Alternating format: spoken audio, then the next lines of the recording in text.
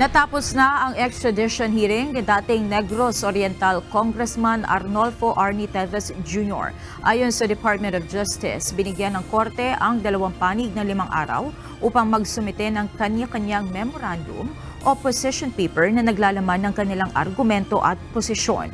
Pagkatapos ito, mayroon ding 5 araw ang Court of Appeals ng Timor-Leste upang maglabas ng desisyon. Inaasahan na magkakaroon ng pasya ang korte sa pagtatapos ng linggo o sa darating na linggo.